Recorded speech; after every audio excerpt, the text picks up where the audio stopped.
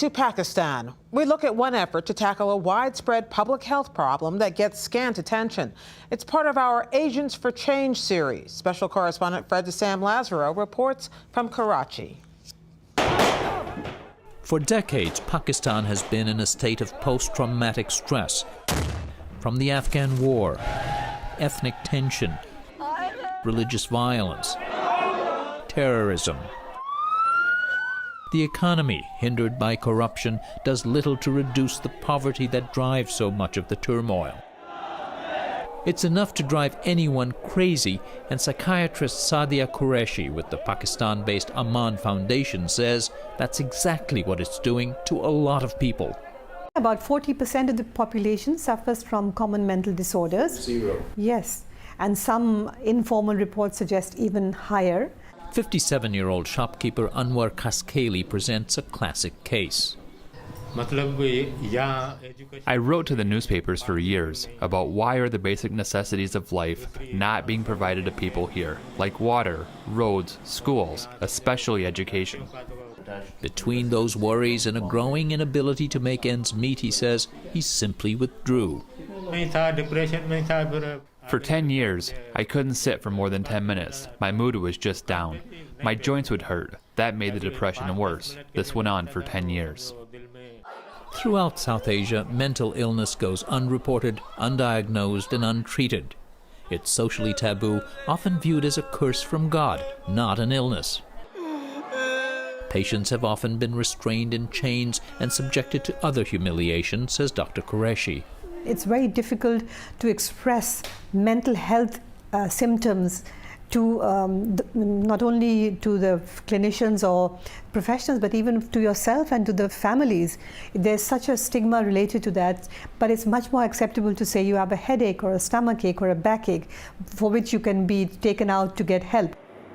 Not that much help is available. Very few Pakistani doctors are trained to diagnose psychiatric disorders, whether acute ones like schizophrenia or common ones like depression. This is a country of 200 million people. For all of them, there are perhaps 500 practicing psychiatrists. In all likelihood, there are more psychiatrists of Pakistani origin working in the United States and Great Britain than there are in all of Pakistan.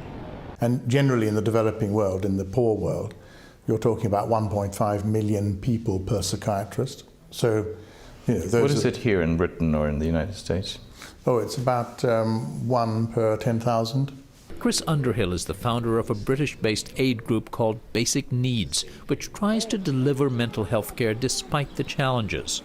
Partnering with local nonprofits, it began running clinics here 2 years ago. No fancy couches here, just a temporary one-room, one-dock psychiatric ward. Do you get angry a lot? On this recent morning, Dr. Salim Ahmed swiftly dispatched patients, most in follow-up visits. Their prescriptions were refilled a few feet away. Some patients were sent to counseling behind the curtain in the corner. The team, the community-based workers, they make it sure that they are taking the medications on a regular basis. If suppose they have some problems like some side effects of the drugs, those community-based workers, they communicate with us. The team he works with is mainly drawn from the local community. With role-playing and skits, ordinary citizens are trained as outreach workers to follow up on patients, to look for symptoms or side effects, and to refer patients back when clinics are held. Families dealing with mental illness are brought together. They get training in skills like sewing, which may earn some income and reduce stress. In Pakistan, the program has already served 12,000 people. The holistic approach, generic drugs and community-based care, has a longer track record in other countries, Underhill says, and it's inexpensive, about $20 to $30 per person per year. Not just the medication and all of that, but also the rest of our model, which includes an element of encouraging and training people back into livelihood.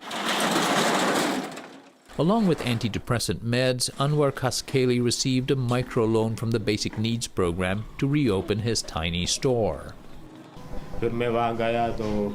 All I want is enough for 3 meals a day. I don't want any riches, anything.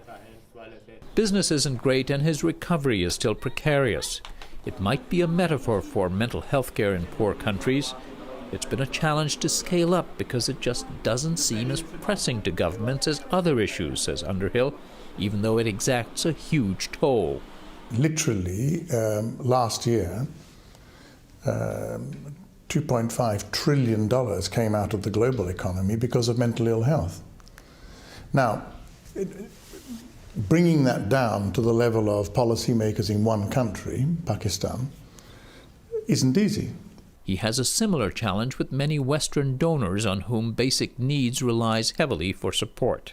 And if you take one of the big cities in the United States, and you think about the number of people who have mental illness on the streets, I talk to them about the developing world, and they say, but it's right on our streets. Despite the presence of mentally ill people on American streets, Underhill says the harsh reality is about 3/4 of the 450 million people with mental illness worldwide are in developing countries, and 3/4 of them are untreated. In Pakistan's Sindh province, I'm Sam Lazaro for the PBS NewsHour. Fred's reporting is a partnership with the Undertold Stories Project at St. Mary's University of Minnesota.